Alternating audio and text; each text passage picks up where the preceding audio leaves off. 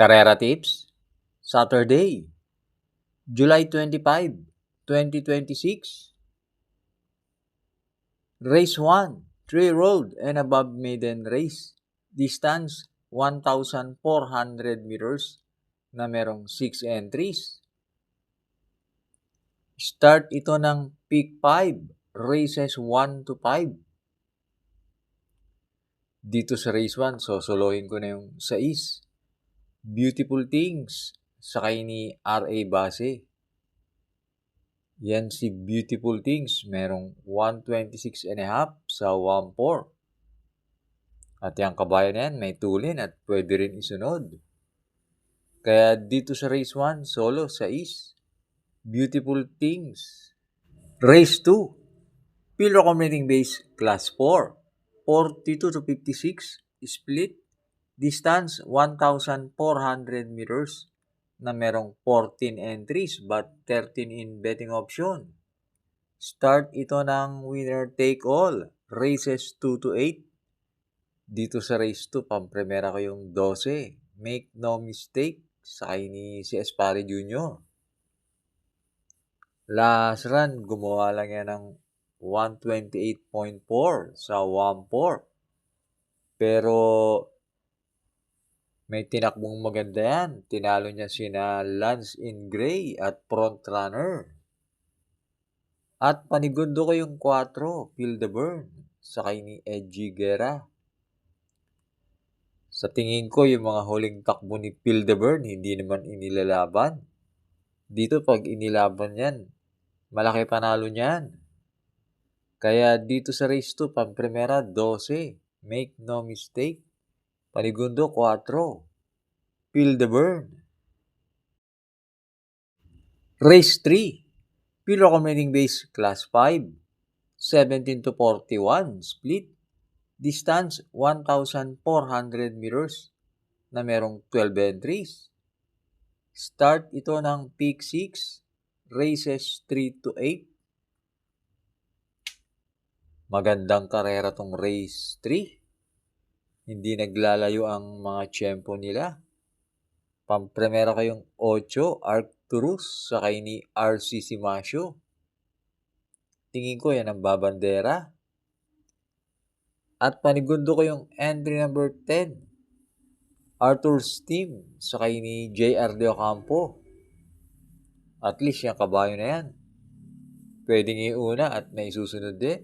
At lately, magaganda tinatakbo niyan.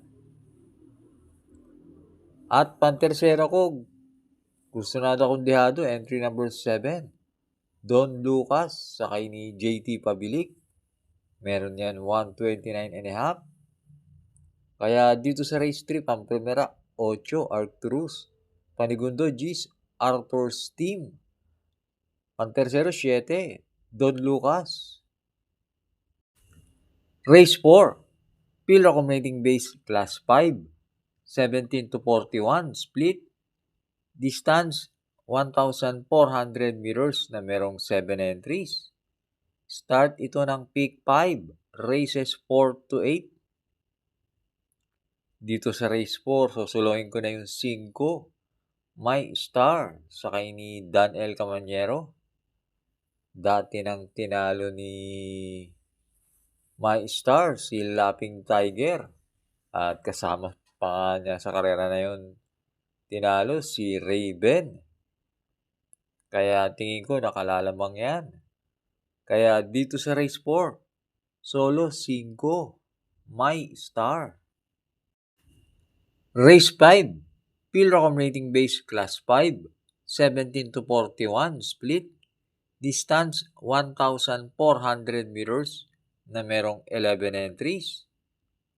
Start ito ng peak 4, races 5 to 8.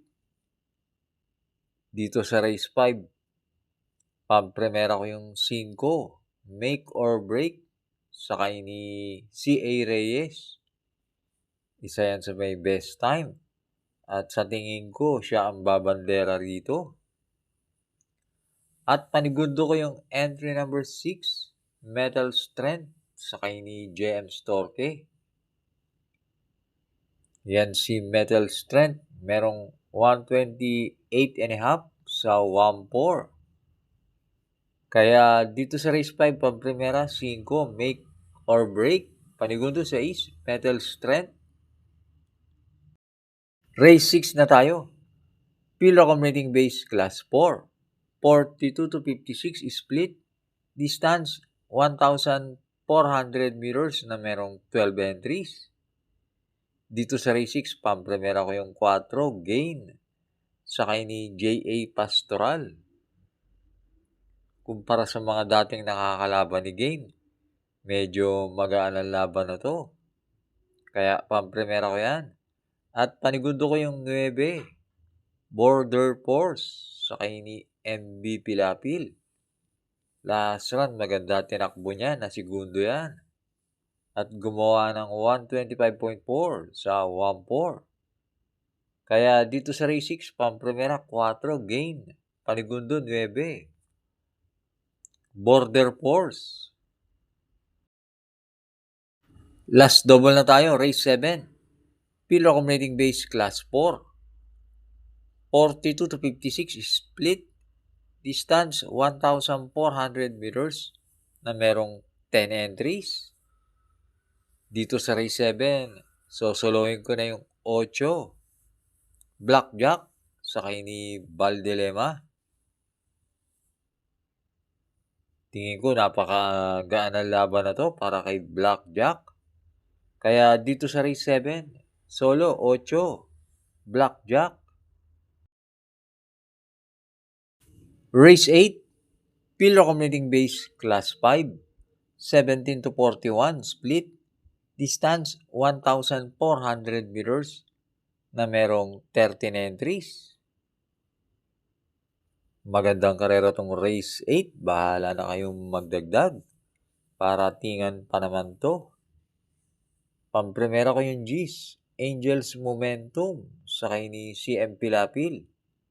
Diremate yan at maganda ang numero. At panigundo ko yung 4, Successful Affair, sakay ni JD Calagos. Pag yan ang nakabandera, tingin ko malaki panalo niyan.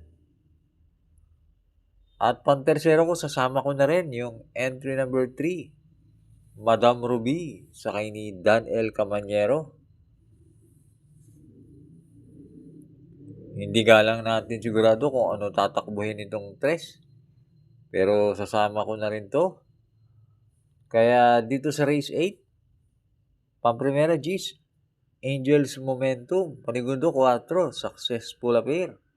Pantersero 3, Madam Ruby.